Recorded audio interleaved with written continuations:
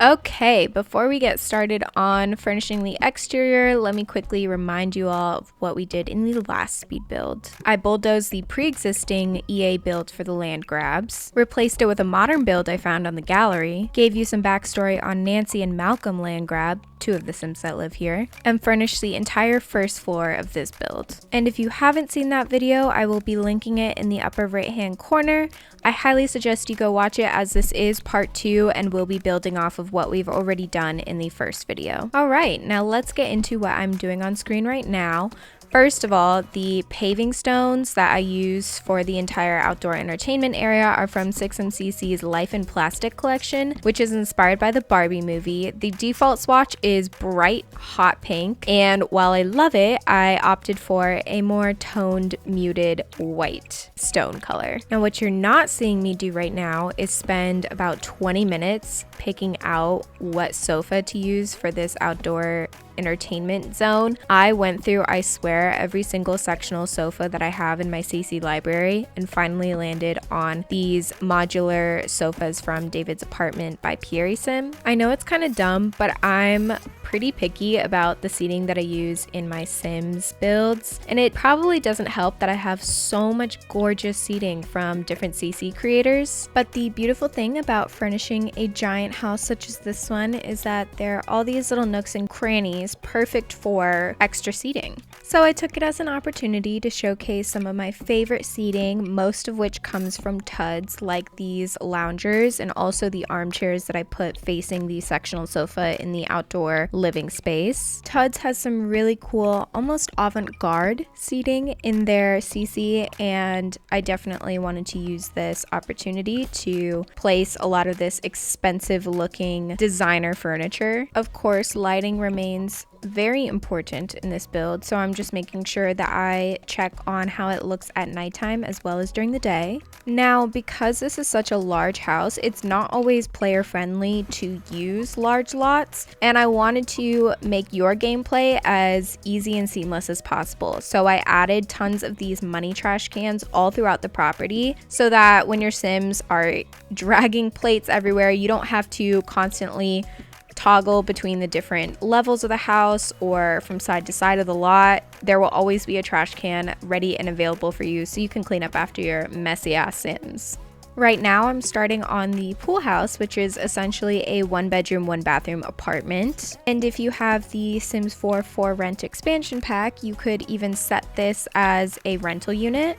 I keep the furnishing in here very similar to the main house, mainly keeping it consistent with the flooring and color palette, but I do change up a lot of the objects I use. This ADU has a simple but ample kitchen area, a dining space big enough for 4 people, a full living room, a bathroom with a separate shower and tub, a king-size bed, and a walk-in closet.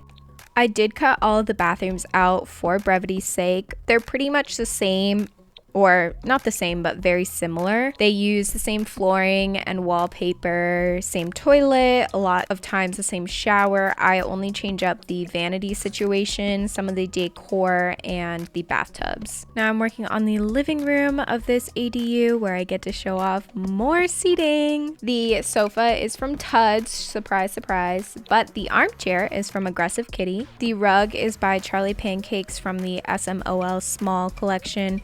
The media center is from My Shuno's Son, and then the TV is from the EA City Living expansion pack. I'm mixing and matching these throw pillows from TUDs and Charlie Pancakes to add some extra something something to the living room decor. I wanted to strike a balance between homey and hotel for this pool house. I wanted to make it clear that no Sim lives here on a regular basis, but it's definitely where guests can stay. Maybe Malcolm and his friends stay or hang out here sometimes, but it lacks any touches of personal individuality. I think that's most obvious in the bedroom, where particularly in the closet, I was starting to fill it up with a ton of different clothes and hangers and things and shoes. And then I realized that I wanted this to be very generic, and actually the closet should look more like empty storage. You could fill it with clothes if you were a long-term guest, but likely it's just gonna remain empty for most of the time. So I just put a lot of hangers, maybe a few extra clothes, some suitcases as extra storage, and got rid of anything indicating what kind of sim would live here. The closet pieces are from Charlie Pancake's Lavish collection. It's not a new CC kit. It's been out for a while, but I just wasn't aware of it. And then I saw another Sims builder using these and I was like, oh my god, how did I not know that this existed? Because it comes with these modular closet pieces, hangers, some individual clothing items, shoes, and shoe boxes. Normally, I will just go to Felix Andre and Hey Harry's basic collection for modular closets if I'm creating that, so it's nice to have options. Like I mentioned previously, in the last video, I covered the backstories of Nancy and Malcolm Landgraab, talked about their traits, their life aspirations, and the lore behind them, but I wasn't able to get to Malcolm, so let's discuss their son. In The Sims 3, Malcolm was a child sim with the good trait. But in The Sims 4, he's a complete opposite, with the evil, dastardly, and snob traits, and a life ambition to become a public enemy. I didn't think it could get worse than Nancy Landgraab, but Malcolm seems to have one-upped her. Fun fact, Maxis, the company that develops The Sims 4, uploaded an elder version of Malcolm Landgraab to the gallery in 2019. In this version, he works in the business career as an angel investor. He's skilled in charisma and mischief, and has 2 kids, Dudley and Mimi. His kids' names reference other Sims franchise games and place the Sims 4 universe on a specific timeline, but I think only Sims conspiracy theorists really care about that. For me, it's just an interesting detail. When I was playtesting this build and taking all the screenshots for the end footage, I, of course, was playing with the Landgraab family. However, I was building this in a different save than I usually build in.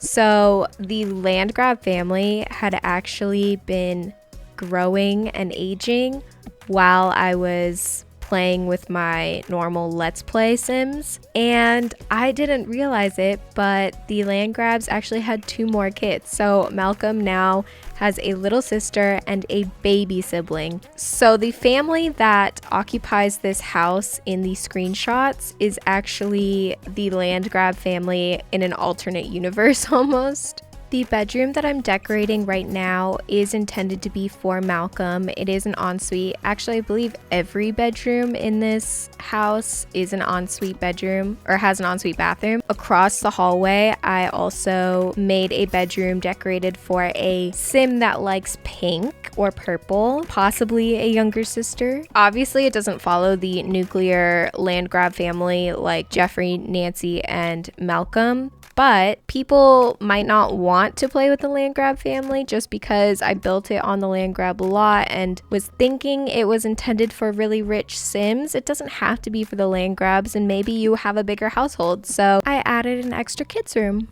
Now I know this room is so dark, but bear with me. I will be changing the lighting very soon, right now. These ceiling lights are from Tud's Cross collection. I really wanted something that would visually take up more of the wall space because the headboard is so short and I am working with medium wall height, so I've got to add some visual interest to those plain walls somehow.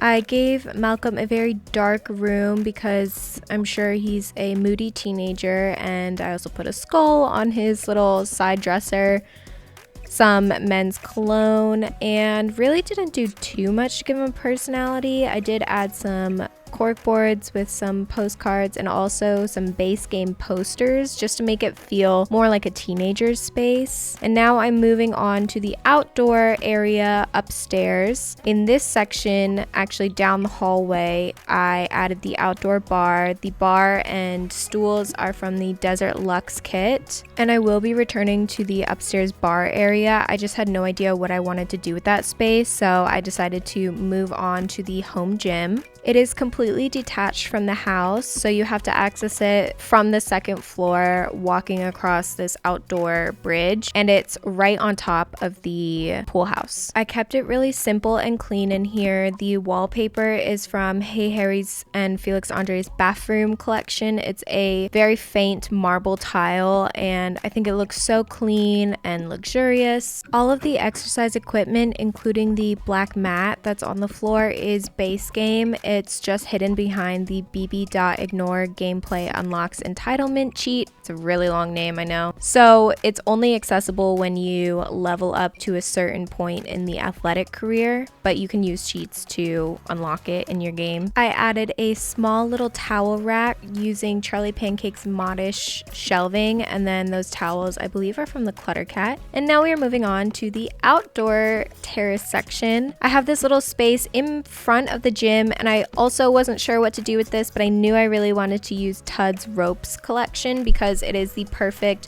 outdoor seating kit. And you know me, if there's an extra space and I don't know what to do with it, chairs, loungers, seating, side tables, you know the drill. Once I put down these loungers and their matching shades, I realized I have these city living waterfalls that would go perfectly with this area, and it could be kind of like a spa area. Maybe right after you work out, you can get some sun and relax by the rushing water. I put it on a platform just to separate it a little bit, and then added those base game planters next to it. And then I was like, okay, the ideas are flowing. I know what I want to do for this pathway. But before I do that, let's go back to the bar area and return to that. So I added this giant planter. I sized it up from Hey Harry and Felix Andre's Jardin collection. It's just a giant cactus and helps blend in with the surrounding Oasis Springs environment a little bit more. Those black loungers aren't going to be black for long. I'm going to change them to white. Those are from Felix Andre's Kyoto collection. Also really love those loungers. There are a lot of good CC loungers. And now for the walkway, I am putting a fire pit from Hey Harry and Felix Andre's Jardin collection and adding some of these sectional couches from Tud's ropes collection underneath a pergola by my Shuno-san. And now we have the exterior outdoor dining space fully covered. Let's return to the inside. In this atrium area that overlooks the entryway, I wanted to do some more seating. Surprise, surprise. That sofa is from the Clutter Cat, I believe the Dandy Diary, although I don't think I've ever used it before. It's a nice couch though. And then underneath this staircase, of course, I had to use the Clutter Cat Sunny Sunday collection. The third part just dropped for public release, so make sure you go and download it. It's super cute. And then that cushion is just like a modular piece to it. These shelves are from Tud's, very useful shelving unit. And then I'm just cluttering up with various things, furnishing it with various things. The speaker is from Hey Harry and Felix Andre's Jardin collection. I wanted to add a sneaky little gameplay item right there. Of course, I put some magazines and books for your Sims to read. Everything else is pretty much decorative. Most of the items are from Felix Andre, Hey Harry, and Puri Sim, and I'm seeing one thing from my Shuno-san. I sized up these vases from David's Apartment by Puri Sim just to add a little bit extra something to the floor space. I thought about putting a plant there, but I had plants all over the house, so I wanted to switch it up a bit. And now I'm moving on to the stair landing area, which is a weird space and wasn't sure what I was going to put here. And of course, when in doubt, make it a seating area. So those really cool artsy like designer chairs are from Tud's, and I love the shape of them. They're so unique. Again, I wish I had those chairs in real life. Furnishing hallways is not my favorite part of building. I kind of avoid hallways in my own Sims builds. Like, I keep things very open floor plan so that I don't have hallways in my houses. But of course, this one is pre-built, so I'm working with what I got here. I like the way that it came out, but It's still not my favorite part of the house. Those posters are from Aggressive Kitty. The hallway rug is from Felix Andre's Shop the Look collection, and then that side table is from Tud's. And now we're moving on into the family room or the game room.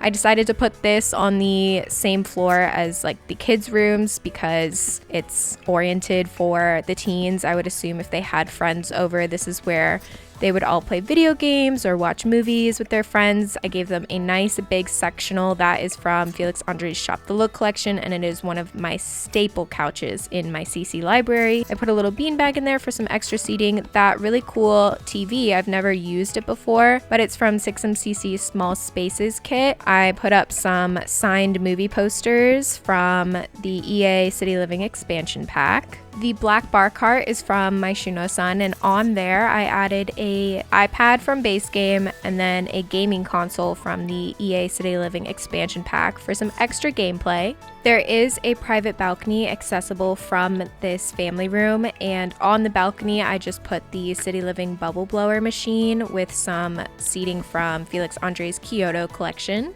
I don't actually know if there's an age requirement for The Sims to use this bubble blower machine. I just kind of thought of this. I've yet to play with a teen sim, so I'm really not sure what they're all capable of. And now I'm working on the teen bedroom, kind of decorated for a girl teen sim. I mean, again, it could be for whoever you'd like. It's kind of opposite to Malcolm's room. This one has a purple bed, the bed frame, and I believe the bedding is actually from Hey Harry's Octave collection. The desk in here is from the Clutter Cat, as well as a lot of the desk accessories. The desk chair is from Felix Andre's Berlin kit, and then for this closet I decided to use my trusty dusty wardrobe system from Felix Andre and Hey Harry's basic collection.